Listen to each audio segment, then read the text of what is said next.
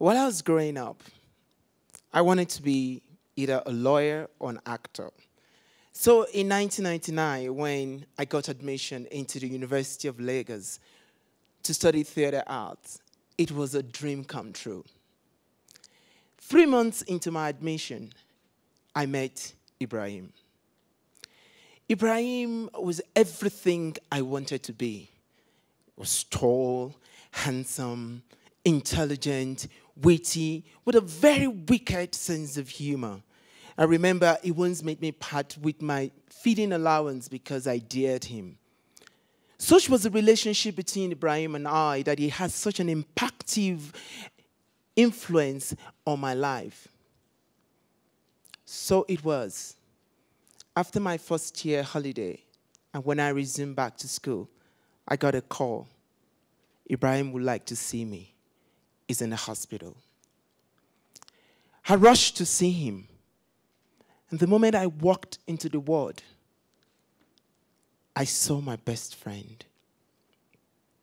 He was lying there on the bed. I could see his ribs through his skin. There was cancer all over his skin. His skin was dark.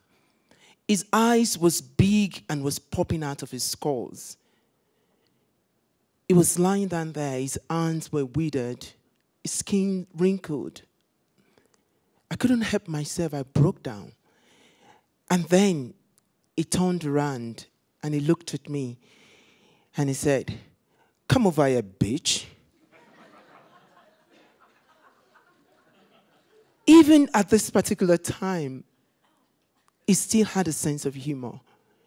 I walked up to him. He stretched out his very weak hands and he held me and he said, "I've got AIDS. And the doctor said I've only got a few days to live. And I would like to talk to you." And he looked right into my eyes and through me and he said, "Bisi, of all my friends, you are the only one that can get the message across to every of our friends about HIV. And I want you to promise me that you will do this." I was young. I had no idea what he wanted me to do. In my frustration, I started looking for an answer. Then I came across an organization in Nigeria called Alliance Right. Was working with gay men at that time in the area of HIV. I started to volunteer for them. And a few months into volunteering, I was given the opportunity to become the program director. That came with the responsibility of lobbying the Nigerian government to start an HIV framework that will include men who have sex with men, sex workers, and drug users. This was a big challenge for me. In Nigeria, a country where public health is defined by religion. It was hard. Every day I tried, I hit my head against the wall. Then in 2004, I was invited to the 4th National AIDS Conference in Abuja to give a talk, alongside representatives from sex workers and drug users. And then I told the story of Ibrahim. Just then, the health minister stood up and he looked at the three of us and he said, "It's time for you to join us in the fight against HIV." It was very much like I was dreaming. I wasn't expecting it in Nigeria for this to happen.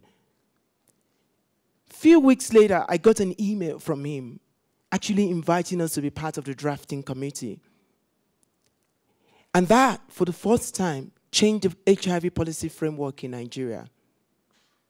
However, 10 years later, in 2014, President Goodluck Jonathan signed a bill into law that prescribed 14 years imprisonment for known or perceived homosexuals in Nigeria.